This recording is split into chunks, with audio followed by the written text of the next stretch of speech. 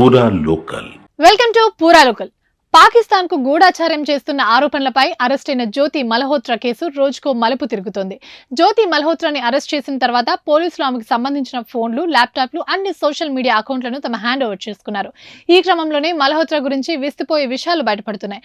పాక్ గూఢాచారి ఆలీ హసన్ తో యూట్యూబర్ జ్యోతి మల్హోత్రా నిర్వహించిన WhatsApp chatting లో ఒకటి వెలుగు చూసింది. భారత నిఘా సమాచారాన్ని ఒక కోడ్ లాంగ్వేజ్ లో పంచుకున్నట్లు ఆరోపణల మధ్య దుబాయ్ నుండి లావాదేవీలు జరిపిన బ్యాంక్ ఖాతాలు కూడా పోలీసులు గుర్తించారు. ఆలీ హసన్ కి మల్హోత్రా చాలా క్లోజ్ అని, అతడితో తరచూ మాట్లాడుతూ ఉండేదని సమాచారం.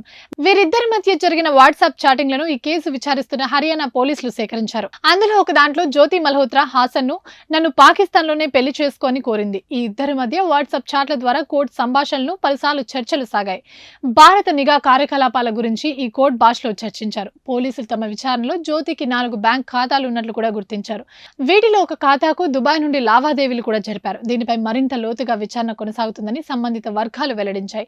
ఆపరేషన్ సింధు సమయంలో కూడా జ్యోతి పాక్ సమాచారం చేరవేసినట్లు పోలీసులు అనుమానిస్తున్నారు. ఇవే ఇప్పటివరకు అప్డేట్స్. మరిన్ని అప్డేట్స్ కోసం చూస్తూనే ఉండండి పూరా లోకల్.